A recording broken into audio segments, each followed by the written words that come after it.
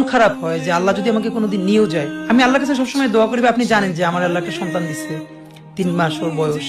তো পরশু আমার এক খুব কাছের বড় ভাই, উনি ডেকেছিলেন আমাকে এবং আমার পিচিটার জন্য কিছু গিফট দিছে জোর করে। তা আমার খুব মনে হচ্ছিল যে আপনি তো ভাই জানেন যে স্বাভাবিকভাবে আমাদের উপর তো থ্রেট থাকবে এবং লাইফটা যে কোনো সময় আল্লাহ নিয়ে যেতে পারে, এটা নিয়ে কোনো আফসোস নাই। মানে ভাই এই 3 মাসে মানে আমার বাচ্চাটার আমি 30 মিনিট কোলে নিতে পারি নাই। তো আমার ওয়াইফ খুব মাঝে মধ্যে আর কি মজা করে বাচ্চারে বলে যে ইনকিলাব মঞ্চের মুখপাত্র তোমার সাথে দেখা করতে আসছে। তো আমার এই প্রথম মনে হলো কি যে আমি ভাইয়ারে বলি, ভাই আল্লাহ যদি আমাকে নিয়ে যায় আমার বাচ্চাটার দিকে একটু খেয়াল রাখি। তো এই কথাটা আমি বলতে পারিনি। আব্বার একটা মানে আপনি যদি বলেন যে আমার সারা জীবনের যেটুকুন সততা, সাহস, লড়াই, এটার দুনিয়ার সমস্ত শক্তি আমার আব্বা।